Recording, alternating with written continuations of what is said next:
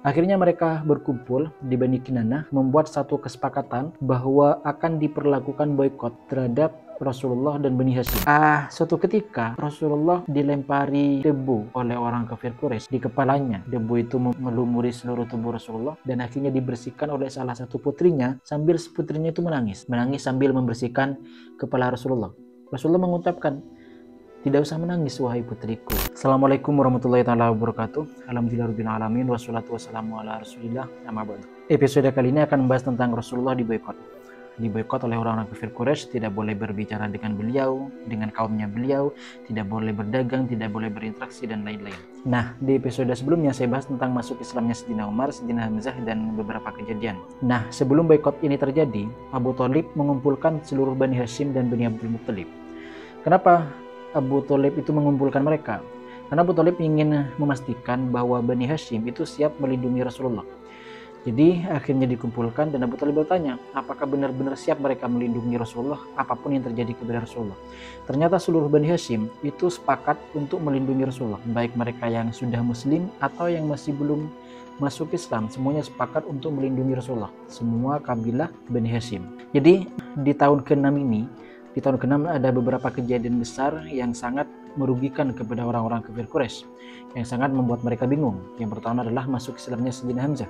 Tentu ini merupakan hal yang sangat dikhawatirkan oleh orang kafir Quraisy, karena Sayyidina Hamzah merupakan sosok yang sangat berpengaruh pada waktu itu. Sayyidina Hamzah juga diperhitungkan tentang pengaruhnya, tentang sepak terjangnya. Setelah itu baru Sayyidina Umar juga masuk Islam. Padahal Sayyidina Umar juga termasuk yang dipandang sangat kuat oleh orang-orang kafir Quraisy. Itu yang kedua.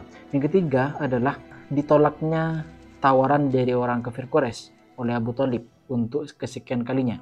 Jadi Abu Quraisy itu memberikan ancaman kepada Abu Thalib bahwa kita akan kata orang kafir Quraisy ya, kita akan melakukan tindakan yang begitu lebih lebih parah lagi jika Abu Thalib tidak menghentikan ponakannya. Ternyata masih ditolak lagi oleh Abu Thalib, sehingga orang kafir Quraisy sudah tidak bisa menaruh harapan terhadap Abu Thalib. Abu Thalib sudah benar-benar berada di pihak Rasulullah. Itu yang ketiga. Yang keempat, Abu Thalib mendapatkan kesepakatan dari pihak Bani Hashim bahwa akan sepakat melindungi Rasulullah. Sehingga 4 keputusan ini benar-benar merepotkan bagi orang-orang kafir Quraisy. Dalam artian, untuk menyentuh Rasulullah, untuk menghentikan dakwah Rasulullah, kesempatannya sudah semakin kecil lagi bagi orang-orang kafir Quraisy.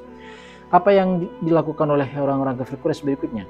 Jadi diajak negosiasi Nabi Muhammad dengan Abu Thalib tetap tidak bisa. Artinya Nabi Muhammad tetap akan melanjutkan dakwah. Dilakukan tindak kekerasan, diteror, disiksa dan semacamnya, Rasulullah tetap lanjut untuk berdakwah. Akhirnya mereka berkumpul di Bani Kinanah membuat satu kesepakatan bahwa akan diperlakukan boikot terhadap Rasulullah dan Bani Hashim. Pemboikotan ini artinya orang selain Bani Hashim itu dilarang berkomunikasi dengan Bani Hashim, dengan orang-orang Islam dan Bani Hashim, termasuk Rasulullah juga. Dilarang berkomunikasi, dilarang berjual beli, dilarang melakukan apapun, pokoknya semuanya serba dibatasi. Mirip seperti di Palestina, oleh orang-orang Israel kan dilarang memasukkan bahan makanan ke dalam dan semacamnya gitu lah. Jadi akhirnya kesepakatan ini disepakati oleh orang-orang kafir Quraisy, dan orang kafir Quraisy memang dominan di Mekah waktu itu, punya peran yang dominan di Mekah sehingga bisa mengatur hal seperti itu. Ditulislah di sebuah papan yang terbuat dari kayu keputusan-keputusan tersebut bahwa diberlakukan boikot. Semua orang-orang Mekah, orang-orang Arab di Mekah tidak boleh berinteraksi dengan pihak Rasulullah. Orang-orang Muslim, orang-orang Bani Hashim, termasuk juga Rasulullah juga, tidak boleh berinteraksi, tidak boleh memberi makanan, tidak boleh berjual beli, dan semua hal-hal yang sangat penting dalam menjalani kehidupan sosial sehari-harinya, termasuk juga menikah, berteman, itu juga dilarang. Jadi kesepakatan tentang pembuatan peraturan-peraturan boikot ini ditulis di sebuah papan, dan yang menulis adalah Bagid bin Amir bin Hayyin. Kemudian papan itu diletakkan di dalam Ka'bah. Semua orang harus mengikuti keputusan papan tersebut, meskipun mungkin ada beberapa kelompok yang tidak setuju dengan keputusan tersebut. Hal ini terjadi pada tahun ke-7 dari kenabian, tepatnya pada awal bulan Muharram, tahun ke-7. Jadi lepas dari tahun ke-6 nyampe ke tahun ke-7 baru diberlakukan pemboikotan ini. Nah, pemboikotan ini benar-benar ketat. Semua cadangan makanan itu benar-benar diblokade oleh orang-orang kafir Quraisy sehingga tidak masuk ke perkampungan Bani Hashim, ke tempatnya Abu Thalib dan orang-orang muslim lainnya. Jika ada pedagang yang datang dari luar Mekah masuk ke kota Mekah membawa barang dagangan, maka barang-barang itu diborong habis oleh orang-orang kafir Quraisy sehingga tidak bisa nyampe ke tempatnya Abu Thalib. Dan orang-orang di Abu Thalib ini hanya bisa membeli makanan ketika pada bulan-bulan suci saja. Bulan-bulan suci waktu itu adalah Dzulqa'dah, Dzulhijjah, Muharram dan bulan Rajab. Jadi di bulan-bulan ini orang-orang Abu Thalib, kita sebut saja orang-orang muslim, itu bisa membeli suatu. Dan ketika bisa membeli, maka harga akan dibuat melambung tinggi sehingga orang-orang muslim itu tidak mampu untuk membeli. Jadi itu cara yang dilakukan oleh orang-orang kafir Quraisy. Sedemikian rupa perekonomian dibuat untuk mencekik orang-orang muslim yang ada di Abu Thalib ini, yang ada di perkampungan Abu Thalib, di kabilah Bani Hashim. Untuk memasukkan makanan saja ke perkampungan Abu Thalib ini sangat ketat. Ada suatu ketika Hakim bin Hizam itu pernah membawa makanan berupa gandum ingin diberikan kepada Sayyidah Khadijah di perkampungan Abu Thalib. Namun akhirnya dipergoki oleh Abu Jahal dan akhirnya terjadilah perkelahian antara Hakim bin Hizam dengan Abu Jahal. Namun akhirnya dilerai oleh Abul Bakhtari sehingga akhirnya gandum itu tetap bisa nyampe kepada Sayyidah Khadijah. Jadi seperti itulah gambarannya. Untuk memasukkan makanan ke perkampungan Abu Thalib itu harus sembunyi-sembunyi. Biasanya dibawa pada tengah malam sehingga akhirnya bisa masuk. Jadi itu sulit sekali. Dapat dipastikan bahwa kondisi di perkampungan Abu Thalib itu benar-benar krisis. Bahkan di sana sampai hanya bisa makan dedaunan dan kulit binatang. Jadi saking makanan benar-benar menipis. Bayangkan saja di satu perkampungan tidak boleh ada transaksi dengan orang lain, kemudian makanan ke dalam tidak diperbolehkan masuk, sedangkan di Mekah itu bukan tempat, bukan wilayah seperti di Indonesia. Kalau di Indonesia tumbuhan bisa mudah tumbuh, kita bisa menanam sayuran dan semacamnya. Di Mekah di sana tandus, gimana caranya menanam sayur-sayuran? Artinya mereka tetap bergantung kepada perdagangan yang datang dari luar, namun akhirnya diblokade oleh orang-orang kafir Quraisy. Dan ini terjadi selama 3 tahun. Jadi mulai dari tahun ke-7, awal bulan Muharram tahun ke-7 hingga akhir bulan Muharram tahun ke-10 dari kenabian. Nah, ketika sudah mendekati akhir bulan Muharram tahun ke-10 ini, artinya sudah tiba pada berhentinya kesepakatan, keputusan ya, bukan kesepakatan ya, karena memang tidak disepakati oleh seluruh orang Arab. Keputusan pemboikotan ini ada beberapa kejadian unik. Hal ini dimulai dari Hisham bin Amr. Hisham bin Amr ini merasa resah sekali melihat orang-orang di perkampungan Abu Thalib itu begitu sengsara sedangkan dirinya bisa makan dengan seenaknya. Dia berpikir bagaimana cara membatalkan piagam pemboikotan ini. Namanya adalah Hisham bin Amr bin Bani Amir bin Lu'ay. Nah, Hisham ini akhirnya menemui Zuhair bin Abi Umayyah. Zuhair ini adalah putra dari Atikah. Atikah ini adalah putri dari Abdul Muttalib. Jadi sebenarnya punya hubungan kekerabatan antara Zuhair dengan Abu Thalib. Namun mungkin perhitungan nasabnya kepada pihak ayahnya, bukan kepada Atikah binti Abdul Muttalib. Hisham ini datang kepada Zuhair sambil mengejek Zuhair. Hei Zuhair, kamu enak ya makan, enak-enak semuanya, mudah dapat makanan. Sedangkan kerabat kamu, paman-paman kamu di kampung Abu Thalib di sana sengsara. Zuhair menjawab, celaka kamu Hisham. Kamu kira saya enak makan? Saya tetap juga memikirkan mereka. Bagaimana caranya untuk membatalkan piagam ini sedangkan saya sendirian? Begitu kata Zuhair. Nah, Hisham menjawab, sebenarnya kamu sudah mendapatkan teman untuk membatalkan itu. Siapa? Diriku sendiri, kata Hisham. Jadi Hisham dan Zuhair ini sudah sepakat bahwa mereka berdua akan membatalkan piagam pemboikotan ini. Zuhair mengatakan lagi, cari orang ketiga agar bisa bergabung dengan kita. Nah, Hisham ini berangkat lagi mencari orang baru. Akhirnya Hisham datang kepada Mut'aim bin Adi. Hisham ini melakukan cara seperti yang dilakukan sebelumnya. Mut'aim, kok bisa kamu enak makan seperti itu? Sedangkan orang-orang di kampung Abu Thalib itu sengsara seperti itu. Bagaimana kamu tidak punya perasaan? Mut'aim menjawab, celaka kamu. Aku hanya sendirian, tidak mungkin bisa membatalkan piagam pemboikotan itu. Hisham menjawab, kamu sudah menemukan orang yang bisa membantu kamu bersepakat untuk membatalkan piagam itu. Siapa? Kata Mut'aim. Aku sendiri, kata Hisham. Jadi sudah ada tambahan lagi nih ya. Kata Mut'aim, coba cari orang lagi agar bisa sepakat dengan kita. Hisham mencari orang lagi hingga akhirnya Hisham ini bertemu dengan Abul Bakhtari.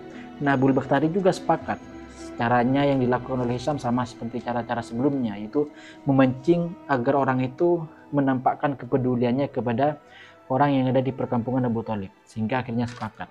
Nah, akhirnya terkumpul Abul Bakhtari. Ada lagi satu tambahan, dia adalah Zam'ah bin Al-Aswad. Jadi ada 5 orang. Yang pertama Hisham bin Amr, yang kedua adalah Zuhair, yang ketiga adalah Mut'im, yang keempat adalah Abul Bakhtari, dan yang kelima adalah Zam'ah bin Al-Aswad. Mereka akhirnya berkumpul di suatu tempat yang terpencil dan mereka memikirkan strategi bagaimana caranya bisa membatalkan piagam pemboikotan ini. Strategi yang mereka pikirkan adalah seperti ini. Zuhair mengatakan waktu rapat itu, saya akan memulai percakapan nanti di Ka'bah, sehingga kalian bisa menyauti atau mendukung ucapanku. Sehingga ketika ada 5 orang yang mendukung, maka suaranya seolah-olah lebih lantang begitu kan. Jadi kelima orang ini nanti akan berada di pojok-pojok Mekah. Di pojok Mekah, waktu satu ada di sini, satu ada di situ, di sana, semacamnya. Jadi Zuhair akan mengatakan bahwa piagam ini harus dibatalkan. Nanti akan didukung oleh Zam'ah, nanti akan didukung oleh Abul Bakhtari, nanti akan didukung oleh Mut'im bin Adi, dan seterusnya. Sehingga ketika ada 5 suara yang bergabung begitu, maka seolah-olah kesepakatan ini adalah kesepakatan banyak orang. Dalam rapat juga seperti itu. Dalam rapat kadang tidak ada suara dari seluruh anggota rapat kan. Kadang cuma beberapa anggota yang menyuarakan, namun karena suara itu seakan-akan adalah kesepakatan, akhirnya diputuskan keputusan seperti itu. Ya kira-kira begitulah. Nah, keesok harinya Zubair ini tawaf 7 kali di Ka'bah. Setelah tawaf akhirnya dia berteriak di depan Ka'bah. Di depan Ka'bah itu di mana ya? Intinya di dekat pintu Ka'bah. Zuhair berkata, wahai seluruh penduduk Makkah, kita bisa makan dengan enak, kita bisa makan dengan nyaman, kita memiliki fasilitas yang cukup, sedangkan orang-orang yang di perkampungan Abu Thalib mereka sengsara. Apakah kita tidak punya hati? Sedangkan orang yang ada di perkampungan Abu Thalib mereka tidak bisa makan, mereka tidak bisa membeli makanan. Sungguh aku tidak akan duduk sampai piagam pemboikotan ini dirobek. Begitu kata Zuhair. Nah, mendengar hal itu, Abu Jahal menjawab, engkau pendusta, demi Allah piagam itu tidak akan dirobek, kata Abu Jahal. Dijawab lagi oleh Zam'ah bin Al-Aswad yang ada di pojok sana, engkau lebih berdusta wahai Abu Jahal, begitu. Sungguh kami tidak pernah menyepakati piagam itu waktu dibuat dulu. Kalian berdua benar, kata Mut'im bin Adi di pojok sini. Jadi kelima orang itu saling mendukung pendapat satu sama lain, sehingga Abu Jahal terpojok waktu itu. Satu pendapat dibandingkan 5 pendapat begitu. Hingga akhirnya Abu Jahal mengatakan, pasti kalian sudah bersepakat tadi malam. Begitu kata Abu Jahal. Nah, saat itu Abu Thalib mendengar percakapan itu sambil dilihat oleh banyak orang. Nah, sebelum kejadian 5 orang yang berdialog bersama Abu Jahal ini, Rasulullah memang sudah mendapatkan wahyu dari Allah bahwa piagam itu memang akan segera robek dengan cara Allah mengutuskan rayap untuk memakan papan itu. Itu disampaikan oleh Rasulullah kepada Abu Thalib. Nah, Abu Thalib menyampaikan kepada 5 orang itu, kepada 5 orang itu yang bercakap ya. Sebenarnya banyak orang yang menyaksikan waktu itu. Jadi Abu Thalib menyampaikan kepada mereka semuanya bahwa Rasulullah menyampaikan seperti ini, seperti itu. Kata Abu Thalib, jika memang dia benar, dia Rasulullah maksudnya. Kata Abu Thalib, jika memang dia benar, papan itu akan robek oleh rayap, maka kalian tidak boleh memboikot kami lagi. Tapi jika dia salah, maka biarkan saja urusan kalian dengan Rasulullah. Artinya pemboikotan tetap berlanjut begitu. Akhirnya sepakat, mereka semuanya sepakat dan mendatangi papan yang ada di dalam Ka'bah yang bertuliskan tentang pemboikotan tersebut. Akhirnya ketika dilihat, papan itu memang benar-benar sudah dimakan rayap dan yang tersisa hanyalah lafaz yang bertuliskan lafaz Allah. Yang bertuliskan lafaz Allah di sana tidak rusak. Akhirnya ketika nampaknya seperti itu, dirobeklah papan itu dan pemboikotan selesai. Sehingga orang-orang yang di perkampungan Abu Thalib, orang-orang muslim dan lainnya semuanya bisa beraktivitas seperti sebelum-sebelumnya. Selesai pemboikotan di tahun ke-10 pada akhir bulan Muharram. Nah, dengan kejadian ini, orang-orang kafir Quraisy melihat sesuatu yang begitu luar biasa. Betapa Rasulullah mengetahui tentang rayap yang akan memakan papan itu, bahwa rayap itu diperintah oleh Allah. Tapi seperti yang disampaikan oleh Allah dalam Al-Quran, wa iyyaraw ayatan yu'ridu wa yaqulu sihrun mustamir. Meskipun mereka melihat apa tanda-tanda keajaiban ataupun tanda-tanda mukjizat yang disampaikan oleh Rasulullah, maka mereka tetap akan berpaling dan mengatakan bahwa ini adalah sihir. Nah, setelah keluar dari pemboikotan, maka Abu Thalib waktu itu usianya sudah lebih 80 tahun. Usia Abu Thalib sudah sangat tua dan beliau sudah kesehatannya sudah berkurang.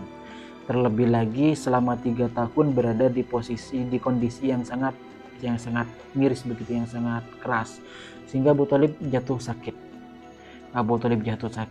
Dan membuat orang-orang Quraisy datang lagi kepada Abu Thalib. Mereka khawatir ketika Abu Thalib akhirnya meninggal dan orang-orang Arab akan mengatakan bahwa orang-orang Quraisy menelantarkan Abu Thalib agar orang-orang Quraisy bisa berbuat semena-mena terhadap ponakannya kepada Rasulullah.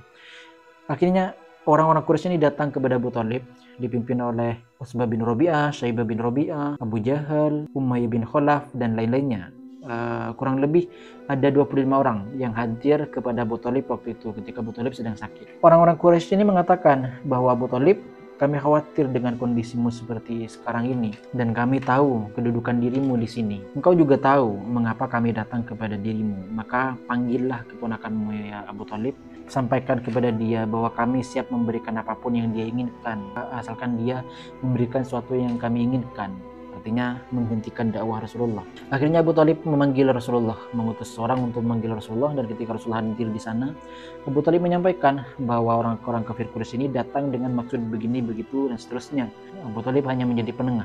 Namun Rasulullah menjawab seperti ini, maukah kalian mengucapkan satu kalimat saja yang dengan kalimat itu kalian akan merajai seluruh bangsa Arab, bahkan non-Arab pun akan tunduk membayar pajak kepada kalian. Itu yang disampaikan oleh Rasulullah. Kemudian Abu Jahal menjawab, baik, bahkan kami bisa memberikan 10 kali lipat dari kata yang kamu inginkan. Rasulullah mengatakan, ucapkan la ilaha illallah, Tuhan hanya Allah, dan tinggalkan seluruh sembahan kalian kepada para patung-patung berhala itu. Abu Jahal menjawab lagi, aneh agamamu Muhammad, apakah kamu hanya menjadikan Tuhan itu hanya satu? Seperti itu. Jadi kesepakatan ini tidak terjadi lagi antara Nabi Muhammad dengan orang-orang kafir Quraisy. Jadi perlu diingat ya, kata kunci yang disampaikan oleh Nabi Muhammad tadi, maukah kalian mengucapkan satu kalimat saja yang dengan satu kalimat itu kalian bisa merajai seluruh bangsa Arab, bahkan non-Arab akan tunduk kepada kalian. Apakah ini benar? Kata Rasulullah. Ternyata memang benar. Setelah Rasulullah wafat, diganti oleh khalifah, diganti kemudian nyampe kepada masa dinasti, Islam benar-benar jaya, bahkan non-Arab pun takluk. Di masa Sayyidina Utsman saja benar-benar bisa meruntuhkan Persia bayar pajak, wilayah Persia yang awalnya dikuasai Persia berubah menjadi kekuasaan Islam, sehingga mereka bayar pajak kepada Islam. Jadi mereka menuruti apa yang disampaikan Rasulullah, mereka benar-benar jadi raja begitu. Namun mereka menolak karena keangkuhan mereka. Semakin lama kemudian kondisi Abu Thalib semakin parah, sakit beliau semakin parah, hingga akhirnya Abu Thalib ini ditawari oleh Rasulullah untuk masuk Islam. Wahai paman, sebutkan la ilaha illallah sebagai hujjah nanti kamu di akhirat kepada Allah. Di sisi lain, Abu Jahal dan Abdullah bin Umayyah itu membisikkan agar Abu Thalib tetaplah dalam agama Abdul Muthalib, dalam agama kita. Apakah kamu ingin meninggalkan agama kita? Begitu. Jadi di satu sisi Abu Thalib itu dibisiki oleh Rasulullah untuk mengucapkan la ilaha illallah.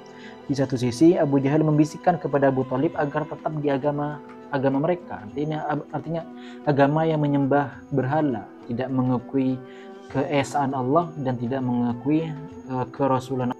Hingga akhirnya Abu Thalib meninggal dalam keadaan berada tetap di agama nenek moyangnya, tetap tidak masuk Islam begitu.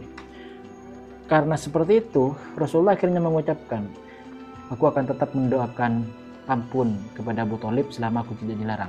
Akhirnya turun ayat, maka nalin nabiyyi walladzina amanu ayastaghfiru lil musyrikin walau kanu uliya qurba min ba'di ma tabayyana annahum ashabul jahim.